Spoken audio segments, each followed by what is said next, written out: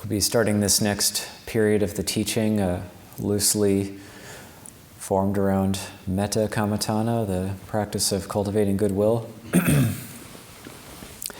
but also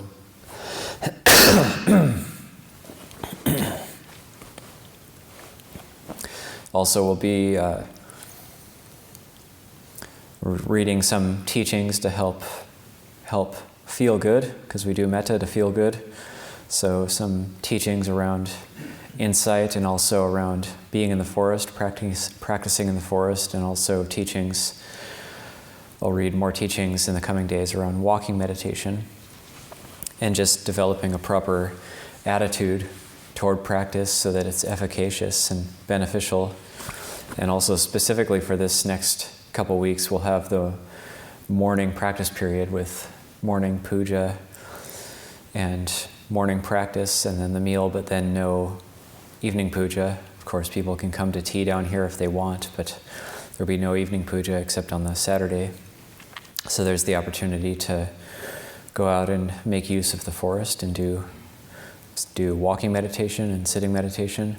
For the morning practice period, we don't necessarily have to be down here. Once we finish listening to the teaching and around 9 o'clock or so, and also if there's some good Dhamma discussion, it can go longer than 9. There's not that cutoff like we have with the 6 p.m. teaching where we have to cut it off for evening puja.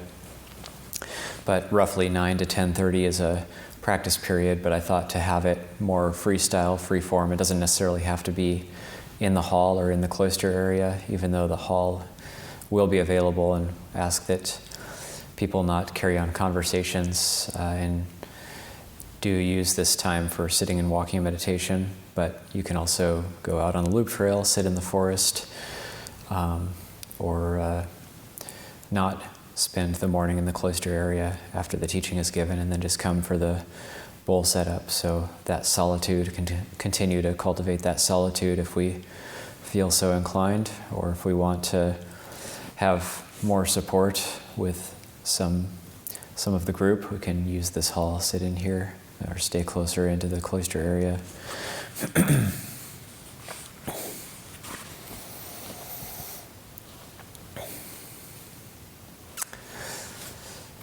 I thought I would just start by reading the very first chapter in this new Ajahn Sona book called Bloom, Buddhist Reflections on Serenity and Love. And it's quite wonderful. And just the first chapter, it really talks about setting the proper attitude, setting the proper motivation for a retreat, specifically a longer retreat like the winter retreat, and really training oneself to absorb into it, dive into it, and enjoy it. Before I start with that, I thought I would read Master Xu Yun's Verses of Enlightenment, because I brought that up at midnight tea the other day.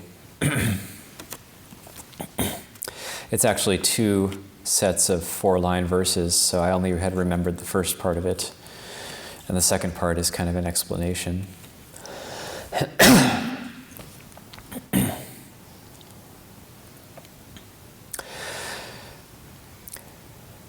A cup fell to the ground with a sound clearly heard. As space was pulverized, the mad mind came to a stop. When the hand released its hold, the cup fell and was shattered. It's hard work to talk when the family breaks up or someone dies. Spring comes with fragrant flowers exuberating everywhere. Mountains, rivers, and the great earth are only the Tathagata. That particular verse got me inspired to put more effort into living outside. And I'll read this first chapter from Ajahn Sona and see where it takes us.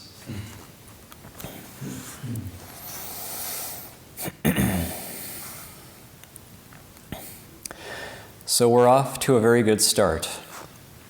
You've taken the precepts, arrived at the monastery, and made a great effort to get here as well. The intention just to go on a substantial retreat like this needs to be formulated sometimes months in advance, and all that effort is not something that is an impediment to it. Actually, it's something which enhances it. To make an effort over a period of time, stay with a determination, and then carry that out is a very good message to oneself. It sounds strange to be talking about messages to oneself, but we do talk to ourselves. We tell ourselves stories, and every time we do, we train ourselves. One of the features of the 8 precepts and the 5 precepts is to abstain from false and harmful speech. What happens psychologically is that if one indulges in false and harmful speech, these become little circuits that feed back on themselves. If one has to misrepresent reality to others, then one ends up misrepresenting reality to oneself. Then after a while, we become uncertain about what reality is. It no longer becomes a story. We genuinely get lost and we can't recover it. This is the nature of the truth. It is very, very important to tell ourselves the truth, to speak, at least not falsely, to others. Everything we do is a feedback circle, and when we make determinations to overcome distances in time and all of the other things that have to be done to go on a retreat, we're telling ourselves some very brave and clear messages. That your inner life is important, that the quality of your life is paramount, and that your life is made within you. It's not an external feature. And you are also committing to the results that come from practice and work on the mind itself. So to make such determinations transforms you. We're always changing, but we have choices about how we will change.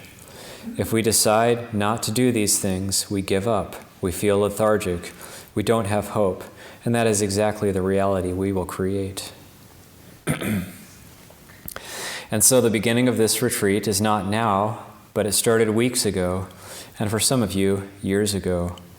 Some of you have been to retreats here on several occasions over the years, and those are all still playing themselves out. The results of those retreats are still affecting and changing you. They are being put into this complex structure called the mind, but it's not the mind alone. It's not really the important part. It's the emotional life, the emotional quality of our life. And all the teachings of the Buddha are about that. They're not about ideas. Ideas are only useful if they lead to the end of suffering. And the end of suffering is just one way of putting it. It's the negative way of putting it. Obviously, what remains after the end of suffering is truly profound well-being and happiness, and that is the unabashed goal of the Buddha. What he says about himself is that he dwells unshakably in well-being. He's purified the emotional structure. He also says, I have many thousands of disciples that have done the same thing to one degree or another. Some to a profound degree, some to a lesser degree. And I have many thousands of lay disciples who have done this as well, transformed their lives and purified the emotions. So this is a transformation of emotions. You have to understand a little bit about how they work. Those are the ideas in the suttas, the discourses of the Buddha. There are ideas, some fancy ideas like dependent origination, which is causality in the mental, emotional structure. But remember, it's not about sophisticated ideas. It's about powerful techniques for changing your mind. This is a kind of technology for these modern times, when we really don't have any such technology regarding the emotions. We've got all kinds of gadgets now, people playing with biofeedback and such things, but they are not as effective as the structures the Buddha offers. One of the differences Buddhism has with modern psychology is that modern psychology's approach is through the intellect, through analyzing the story of one's life. The Buddha is different in the sense that he is questioning the whole validity of the story itself. He is saying it is a story, but there isn't a character behind the story. The story is fiction, and the character is fictional as well, fortunately. Otherwise, there wouldn't be a way out. And all you'd be able to do is modify the story. So he's actually asking you to see through the story of your own life, and even deeper, the story of your own self. The very sense of your own self is a fabrication of various unexamined assumptions. So how do we do this? This retreat is unique in the sense that I'm going to try to stay on the topic of breath meditation the entire retreat. I will bring in other things, but my primary purpose is not to give you a smorgasbord of meditation techniques, but to concentrate primarily on breath meditation. And breath meditation is a very meager description for what's really going on here. There are incredibly profound possibilities. Your life, the value of your life, is in your emotional structures, and we can utilize this breath as a means to put you in an utterly different zone. We learn all these Dhamma ideas, such as we shouldn't feel guilty, we shouldn't feel remorse, we shouldn't feel sad, we shouldn't feel angry. And then we have an argument with somebody and it sticks with us for 18 months. We can't get over it. Then it's 10 years. We still can't get over it. What's going on here? We know perfectly well we shouldn't hang on to these things, but it's somehow impossible to let go of. So it's not good enough to try to think your way through. It's not good enough to have a doctrine like this. We need some means to actually shift us out of our normal compartmentalization of things. Where we think and where we live must become one.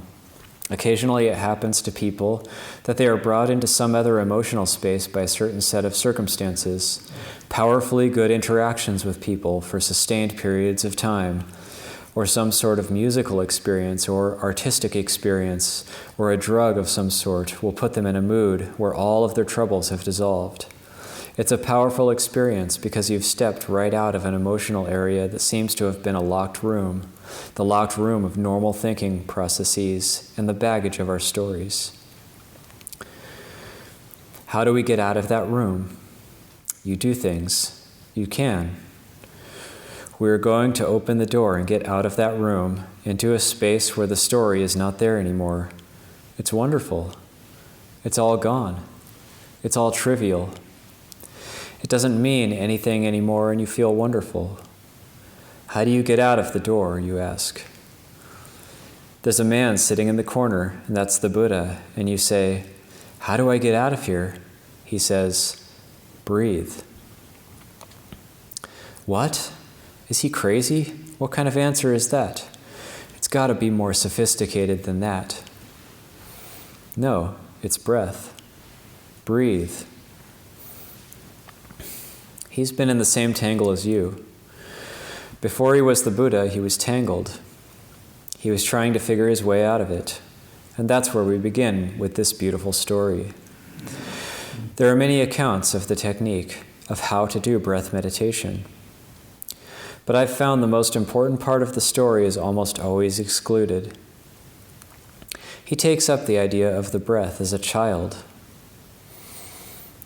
I remember my own childhood. I would be lying there, 7 years old, 8 years old, on my back, especially in the summer. It's still light out, and you're supposed to go to bed. And you have nothing to do. So I'd start to notice I was breathing. As a child, you do blunder across that. I think everybody must have. Of course, I've had a lot of time to remember things. I've been just living the meditative life for 35 years, and often in places where there's nothing else to do. And so sometimes you remember your childhood and so forth. I remember all these experiences. And how do you become aware of the fact that you're breathing and what a strange thing it is? It just goes by itself. I think it's very important that the preliminary story of the Bodhisattva's struggle toward enlightenment begins with him leaving the palace, his dismay with ordinary life, even a very good material life. Dismay is a sign of sophisticated, very sensitive person. The things other people do to spend their time, he just doesn't understand. They are too shallow. It's not enough. It just cannot be enough. He's not an ordinary person. For him, it's so unsatisfactory that he has to go in search of something more profound. He's looking for the big vision of life. At some point, it had to become overwhelming to him that life just goes by and you die, and you can lose everything along the way as well. How do you make sense of that? So that's what drives him out. And he falls in with people who are trying to solve the existential problem as well. And they've got very elaborate techniques. They've got authoritative statements about absolute truth, and he tries all kinds of things in a very, very dedicated way. Some of these techniques are very painful, self-destructive, and misleading. Eventually, though, he drags his sorry, skinny body out of there and says, "Enough of this." This is after 6 years of very harsh treatment of his body and very harsh treatment of his mind. He's still intelligent and sensitive enough, and basically such a good human that he has enough insight to say, "This can't be the way. I'm looking for something else.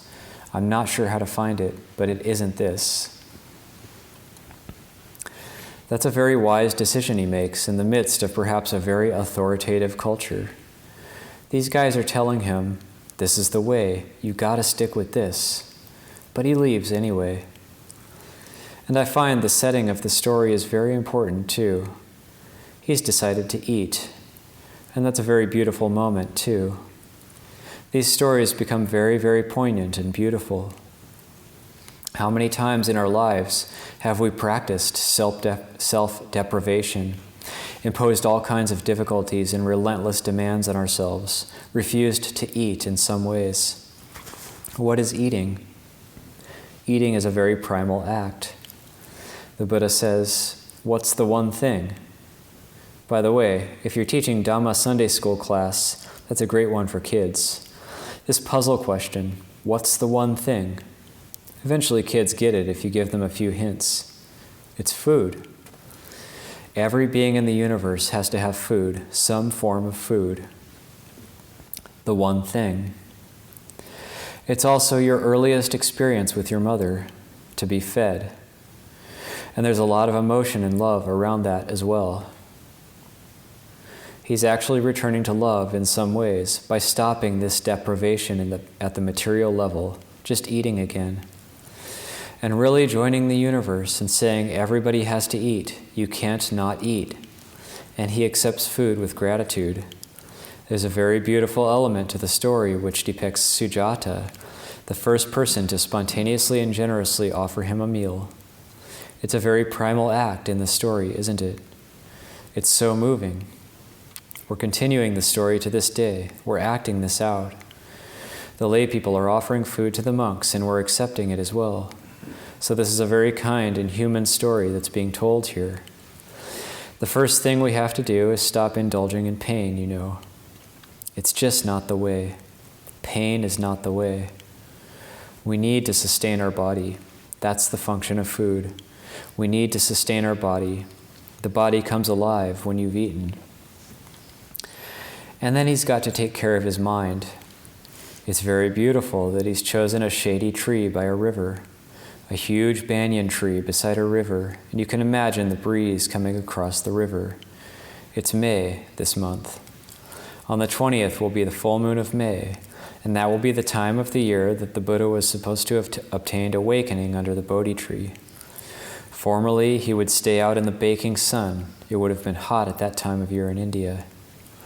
He was trying all kinds of things that were supposed to be spiritually good exercises, but were really just conducive to ruining your health and making you miserable. He'd freeze at night, bake in the day, but all that is over.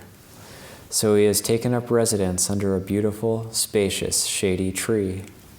In India at the time, there was just no cooler place to be, and the body, I'm sure his body was just celebrating the fact that he'd given it some calories. And here arises something spontaneous. He remembered being under a tree as a child, in a beautiful, shady, cool place, surrounded by his aunts and nurses and family. They were very loving and kind, and he probably had been fed already. This child is wanting for nothing, and he is out in nature with a totally friendly environment around him, under the tree. In a sense, when you do this breath meditation, that's the story. You're also the story, the attitude. Everything is very kind and simple as a child might do it. And it's also a giving up of our painful ways. We do things to ourselves. we have these grim messages. We get impatient with other people. We get impatient with ourselves. Why? Why is the question. It's so easy to do, to slip, to get angry, to be critical about everything, to tell yourself a story that just creates a sense of danger around you, anxious and unpleasant. All these stories are negative, self-punishing types of experiences. The Buddha's story is about giving that all up. It's just foolish. To arrive at the right spirit to begin this practice, you come to it just like the banyan tree. A shady place, quiet, conducive to something positive. And then maybe it will make associations. If you had some moments in your childhood when you were happy, maybe you can remember. He did. He remembered being a child and going into a state of bliss. It is called the first jhana, deep meditation, but it's really just a blissful state, empty of thought. He wasn't thinking. He was just experiencing the exquisite experience of breathing, and the air that was coming in his nose must have been just so cool, noticing the exhalation and inhalation. As a childhood memory, obviously it's not anything yogic. It's not some archaic or esoteric technique. He's a kid. He doesn't know any of that stuff. There's no control to it at all. The mind is surrounded by a sense of loving kindness and protection. His defenses can be dropped. Anxieties are gone. He's remembering what it was like to be a child, where he could just sit and feel the breeze against his face and breathe gently. Then the Bodhisattva thinks, remember, he isn't the Buddha yet. That was harmless pleasure. Nothing bad could come of that. He's given up all the sophisticated things he's learned from 6 hard years of really relentless grind, and he's given up the shallow pointlessness of his previous life in the royal court, which was not painful, but just not enough, just shallow. And somehow he's intuited, I guess I had to go through that. Sometimes in life we feel we had to make some mistakes before we realize where to go. So in some ways, yes, he had to experience the painful in order to come to this.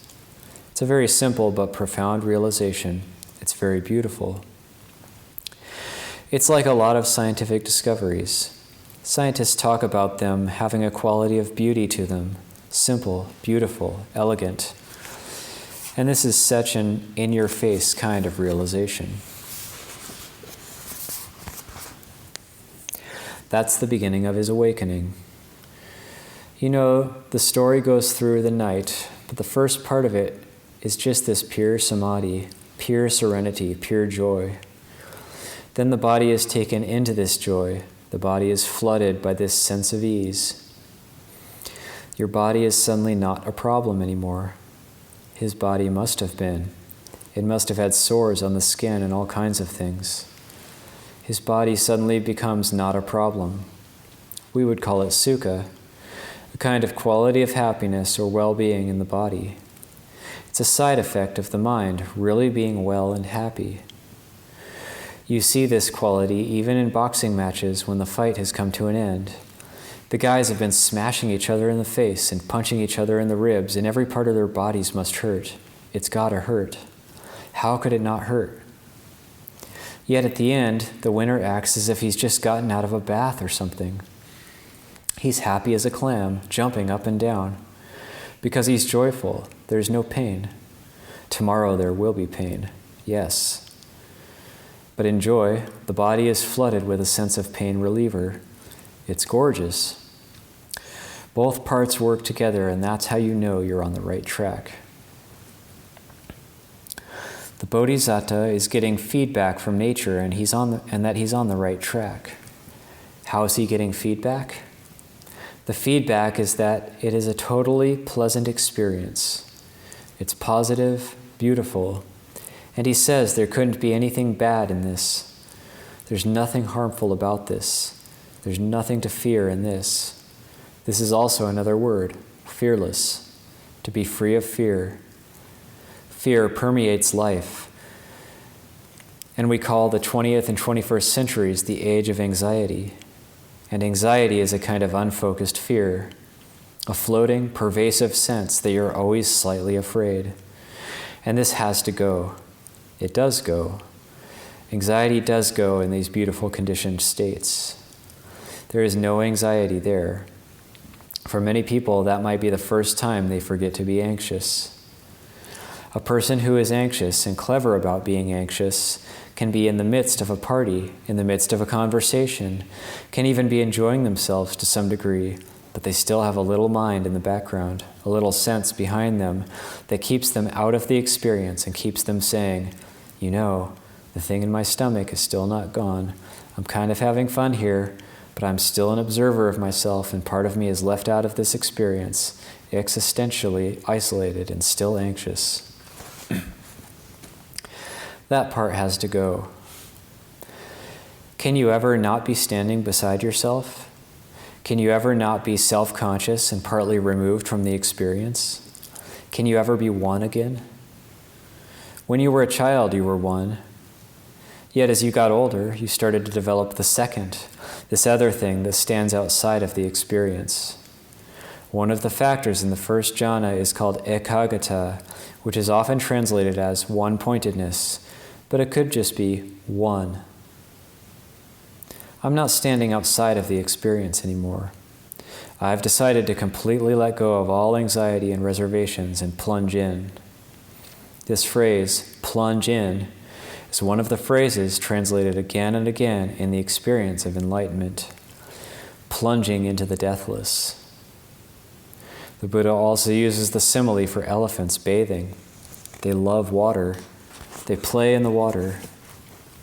These huge elephants love to go into the lotus pond and spray water everywhere and eat lotuses and roll and float in the ponds. They play, they plunge into these ponds, and they enjoy themselves immensely, bellowing and blowing water everywhere. This is good. I like that. And that's similar to this. You're going to plunge into this. You have to plunge in. You cannot be Canadian and merely touching your toe in the freezing cold water. One of the most famous sayings in Canada, it's not bad once you get in. Our water never really gets warm up here, but as a kid you keep going in these ice-cold lakes and you learn this phrase, it's not bad once you get in.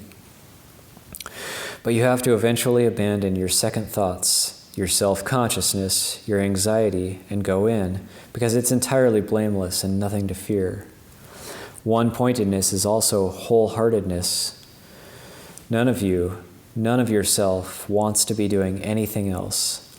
You're not partially in it. You're entirely immersed in the experience. Nothing is left out.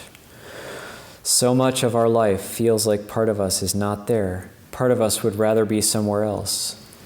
And these days, with all the multitasking, part of you has to be somewhere else. You can never just be here doing this. Some part of you always has some other agenda and a calendar and an appointment or something like that. But you get used to it. You believe after a while that there's no alternative, that this is the way life is. This is called resignation. You resign yourself to this. You give up even any stories of alternatives. But this is the story. There is an alternative. There is some other way. You should not give up on this. And this is where we're going with breath meditation. This is just a means to an end. Breath meditation is a means to an end and to something very, very simple. It's not an idea, it's an experience. It's going into a pond and swimming, maybe floating on your back, staring at the sky, or getting out of that pond and sitting under a tree and feeling very refreshed and relieved and not wanting to be anywhere else in the whole world, ever. That's another feature. Time falls away. You stop with the past. You stop with the future. That's also the nature of one-pointedness or wholeheartedness.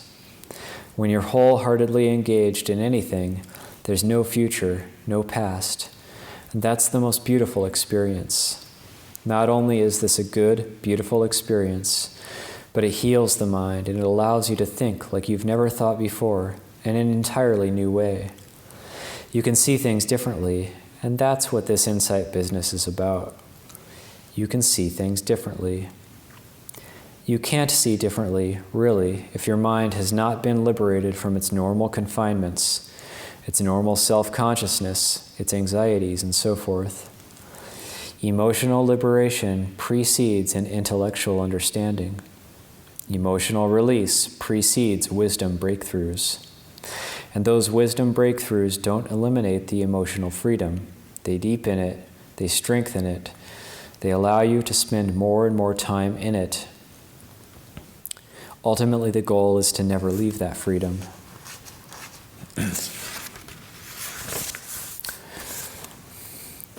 So this is the process we will sweetly and gently and kindly move towards through the whole week. That has to be the theme. There's nothing hard about this. We want to stop doing the hard, painful part of life. It's about childlike innocence and a return to something beautiful and blameless. I will again and again move us toward this mood of innocence as the overarching picture of meditation throughout the retreat.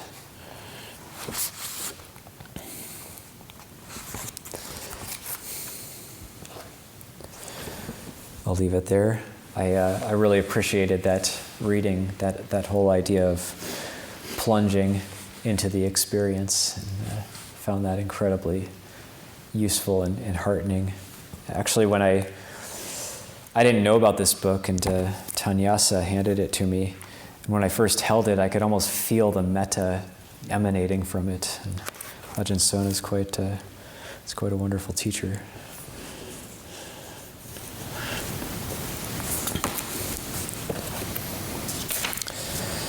We have some time for questions, comments, discussion. I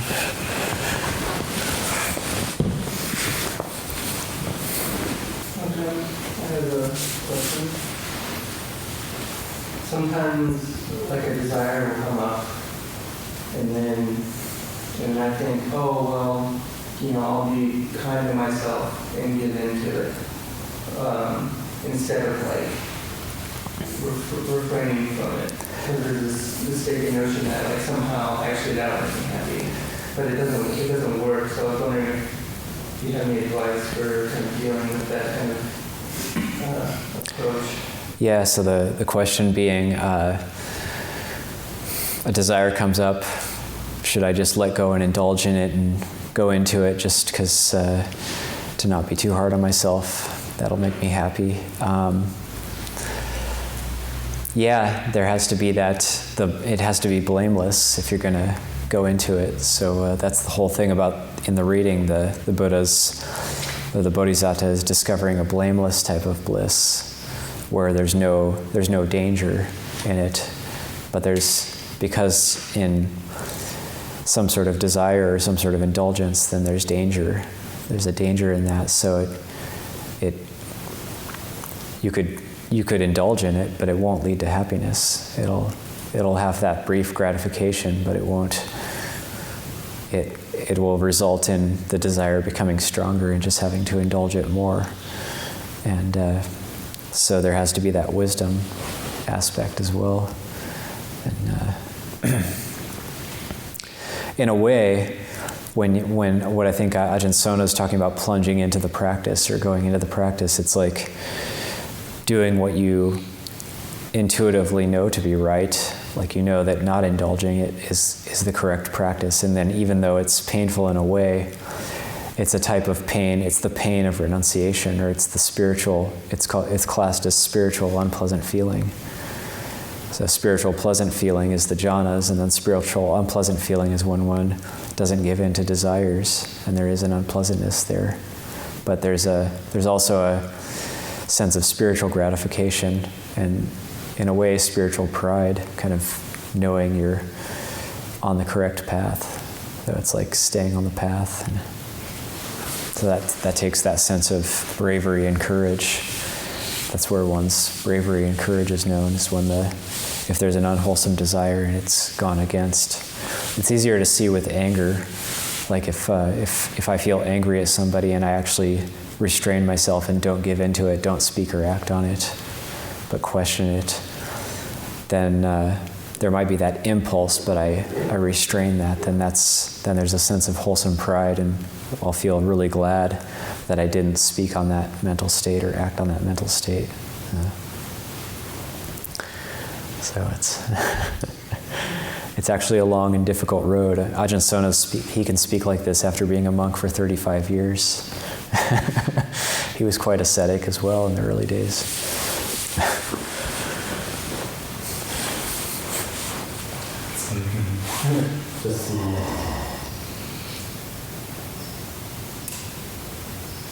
Yeah, it's just the ultimate kindness, to yourself, to sometimes not give into something, and this is like Ajahn Nyaniko was saying, it's very loving and very kindness and very spacious to sometimes say, I won't do that, I'll do this instead, for the long-term benefit. And really, that sense of joy, once you make that little leap, is much, much greater than the sense of gratification from the smaller form of happiness.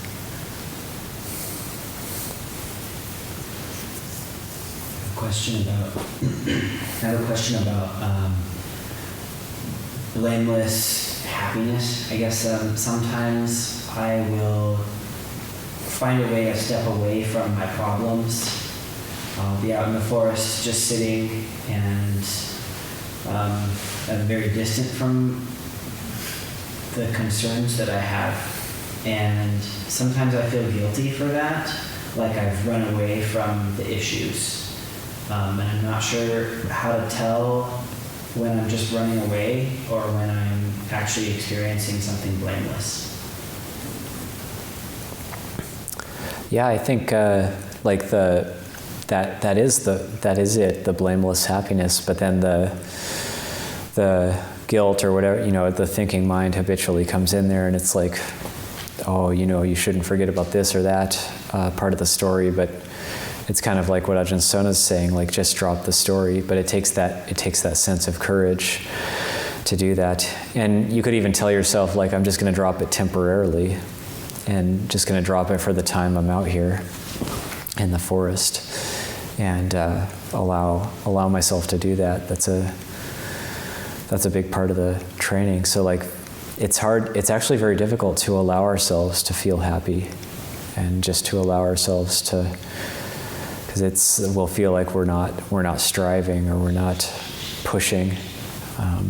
So it's actually quite difficult to allow ourselves to rest and have a sense of deep ease and well-being. But it's very wholesome to be able to do that. Any comments? No, that's right on. One of the things that he said in there, in the reading, just a small thing maybe, but I appreciated his kind of retranslation of Ekagatta from one-pointed to wholehearted. Yeah. I hadn't heard the wholehearted before. I've never liked the one-pointed, but wholehearted, I've often kind of retranslated or reused it anyway as like unwavering or fully immersed or whatever, but wholehearted is very nice. And it gets you away from that kind of like tiny little point that you think you're supposed to be, quote unquote, concentrating on. Yeah. That makes everything so tight and constricted. Yeah. The wholehearted is pretty open. Well, and I've never been happy with one-pointedness, but I've always thought of it as gone to oneness, or gone to one. Yeah. And in his very next talk, right at the beginning, which I'll read as well, he talks about samadhi, the focus that he's not happy with the translation as concentration. Right. And he said samadhi it's not like focusing a laser.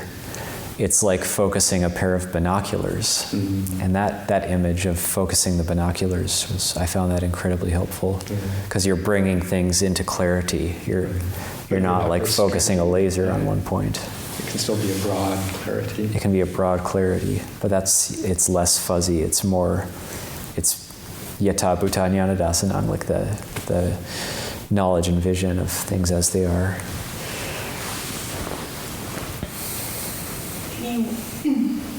in terms of kind of like what you were just explaining, what's the nature of space?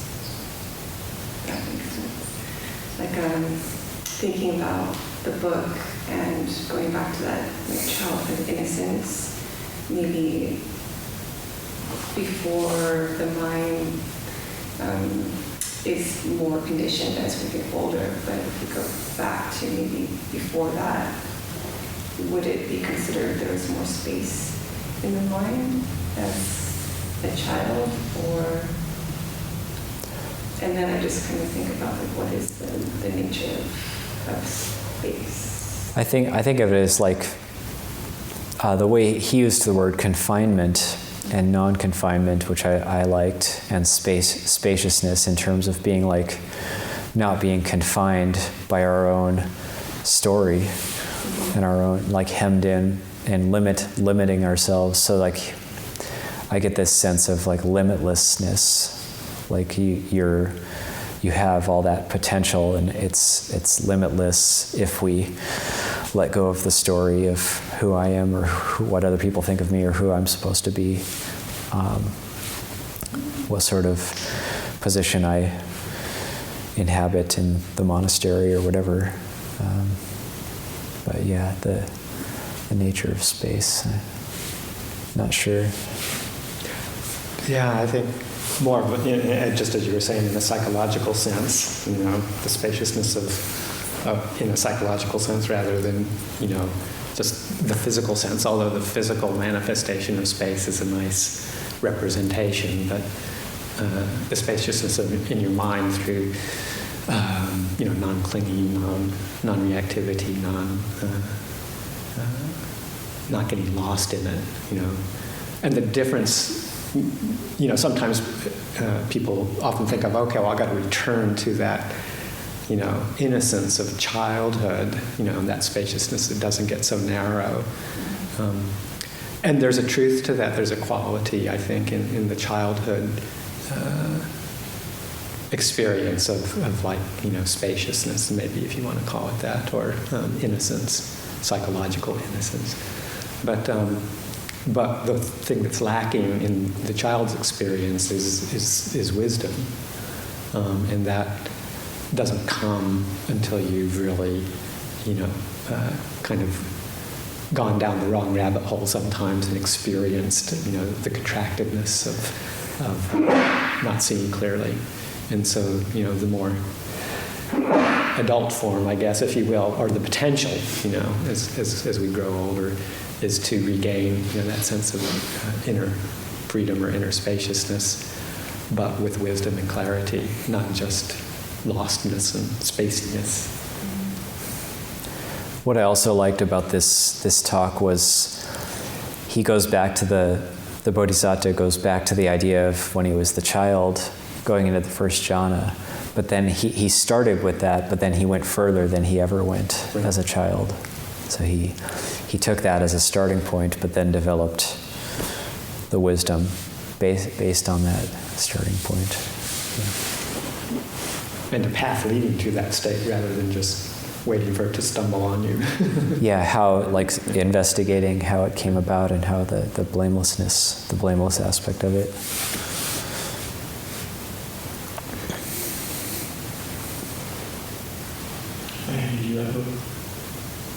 Oh yeah, you handed me the book. Yeah, no, it was you handed it to me, just to clear the record.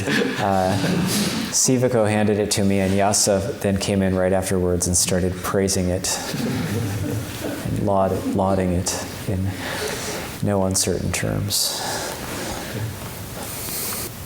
I really like the wholeheartedness too, because a lot of that feeling of metta, wholehearted, a lot of that feels infused with letting go. So and then you get the spaciousness, kind of like Non-confinement. Yeah.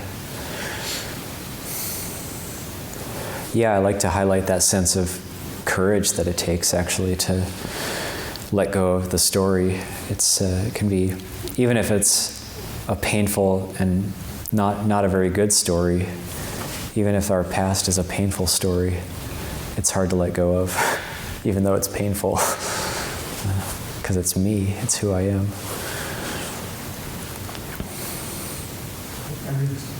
sometimes find, instead of let go, I just think stop it. Just stop. And it's interesting to experiment with, like a bhikkhu once told me about like the effort of relaxing isn't like normal effort. It's just stopping tension. And that really reminded me, just sit under a tree and stop it. That's quite nice. Or at least stop acting on it. We can't stop our mind with an act of will. Like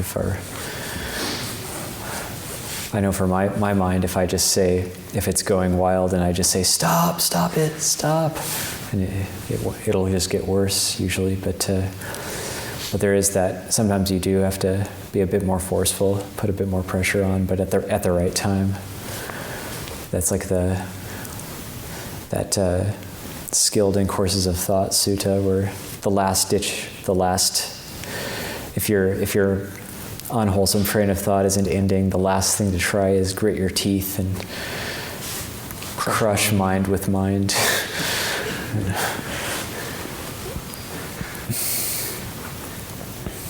I've often found it's a good alternative for the let it go, because that sometimes you can kind of try and get into pushing away, but it's just let it be. Let it be. Oh yeah.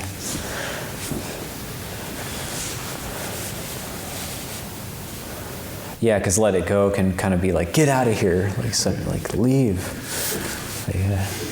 But let it be.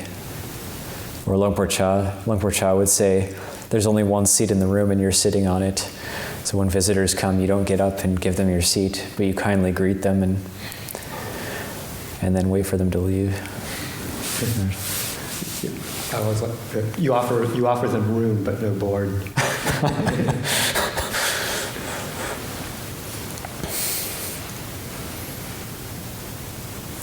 Okay, so we have the morning for practice and come together for bowl setup at 10:30.